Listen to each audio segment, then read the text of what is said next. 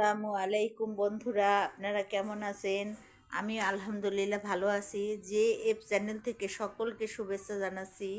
আমি পরপর 2-3 দিন ভিডিও দিতে পারিনি কেন বন্ধুরা? দেখুন, আমার এই যে আমি বাড়িতে ফ্লোর টাইলস করেছি।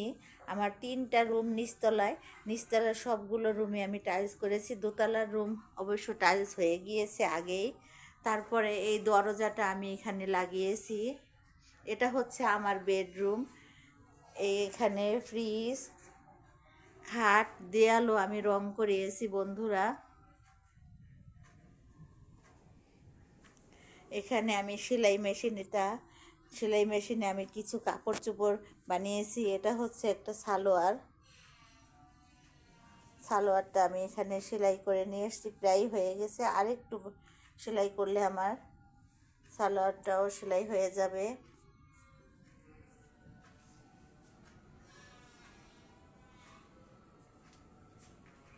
সেটাও পাকা করে নিয়েছি।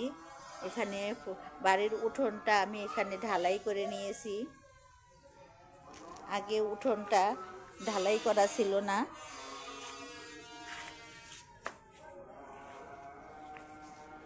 এখানে যে বিড়ালগুলো খেলা করছে, আমার ছেলেটা দেখুন বন্ধুরা কি করছে।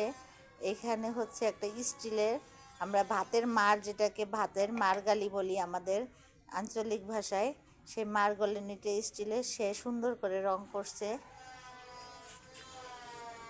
এই যে আমাদের দুটো বিড়াল, পরিমণি আর হচ্ছে সোনা। এই কুকুর ওর নাম হচ্ছে আচুকা, তুমি দুষ্টামি করবা না। এবার চলে আসছি বন্ধুরা রান্নাঘরে। এখন আমি একটু রান্না করব। এখানে আমি ডালটা গরম করে নিচ্ছি।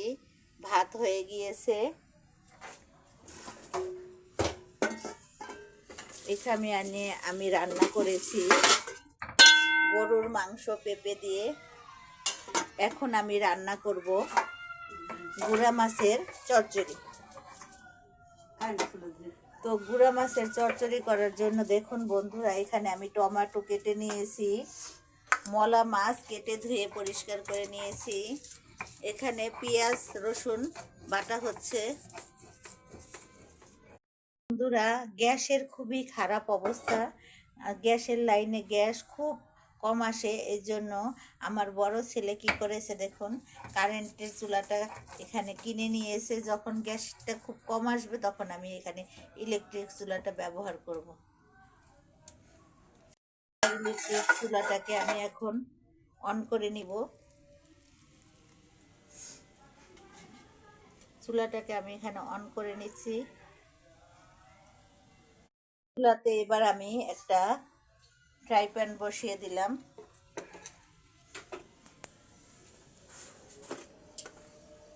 এদিকে আমি এখন মলা মাছগুলোর মধ্যে দিয়ে দিচ্ছি মরিচের গুঁড়ো,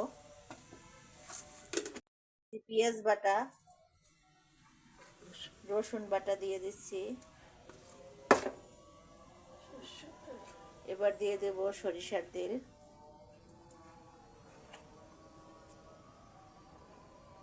এবারে তেলটা দিয়ে আমি এখানে মাখিয়ে নেব টমেটোটা। দিচ্ছি লবণ, টমেটো বাটা।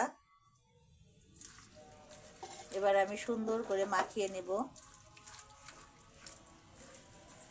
দিচ্ছি টমেটো কুচি। এখানে আমি পাকা টমেটোগুলোকে মলা মাছের সাথে সুন্দর করে মেখে নিচ্ছি। দিয়ে দিচ্ছি ধনিয়া পাতা। সবগুলোকে একত্রে আমি মিশিয়ে সুন্দর করে মাখিয়ে এবার আমি এখন আমি মাছের চচ্চড়িটাকে বসিয়ে দেব।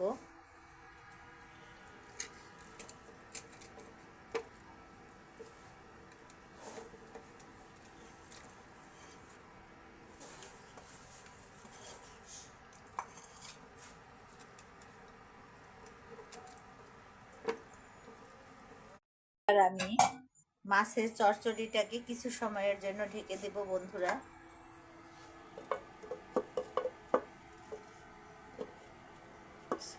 বন্ধুরা, আমি কিন্তু খুব হতাশ হয়ে গিয়েছি। আপনারা আমাকে বেশি বেশি করে লাইক দেবেন, কমেন্টস করবেন, সাবস্ক্রাইব করে দেবেন। আমার কিছুদিন ধরে সাবস্ক্রাইবও বাড়ছে না, লাইকও বাড়ছে না। আমার মনটা খুব খারাপ বন্ধুরা। আপনারা বেশি বেশি করে আমাকে লাইক, কমেন্ট এবং সাবস্ক্রাইব করে দেবেন। তো ফিরে আসছি অল্প কিছুক্ষণ পরে।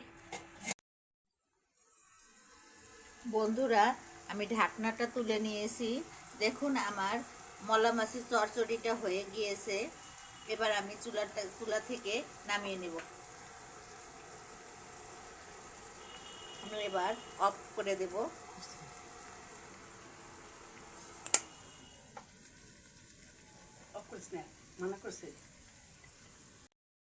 বন্ধুরা,